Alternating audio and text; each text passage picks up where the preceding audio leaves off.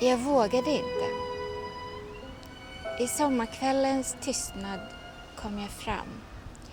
Allt var lila som syrenbuskarna. Anna Järvisen debyyttiromaani Dröm till natten idag on päiväkirjanomainen ja rakentuu löyhästi toisinsa liittyvistä hetkistä. Aivan itsestään selvää kirjailijaksi ryhtyminen ei ole ollut muusikkona tunnetulle Järviselle.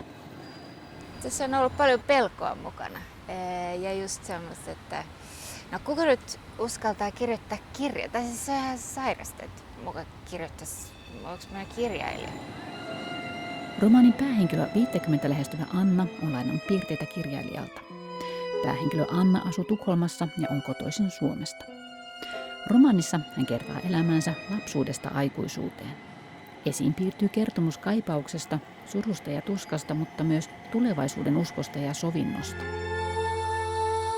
Kuinka keskeistä tässä romaanissa oli se Suomi-perspektiivi ja identiteetin haku? No se on, kuitenkin se jäi siihen siitä mun alkuperäisestä ideasta, että varmaan se tulee aina olemaan aika iso osa kaikesta, jota mä teen taiteellisesti. Se on iso osa mun elämää. Romaani ilmestyi syyskuussa keskelle koronavuotta. Aikaisemmin keväällä Järvinen julkaisi 6. levynsä. Sekä levyn että kirjan julkistamistilaisuus jäi pitämättä koronan takia.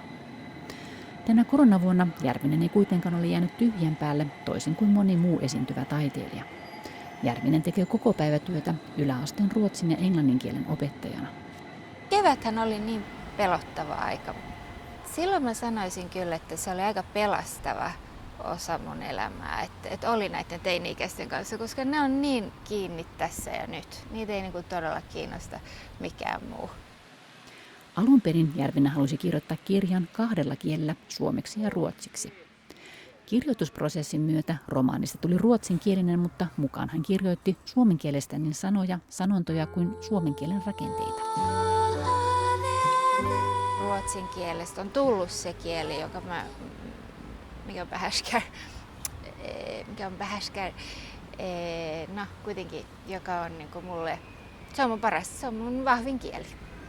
Ja on ollut aikoja, jolloin mä oon niin kuin surrut tätä, mutta en mä sitä enää sure. Mä oon ihan iloinen siitä. Mutta siellä on kuitenkin suomea. Ja mä sain vähän siitä kuulla, niin kuin, että tää ei ole kyllä ruotsia. Ja mä sanoin vaan, että niin joo, mä tiedän, mutta taiteessa saa tehdä mitä haluaa. Ihan mitä haluaa.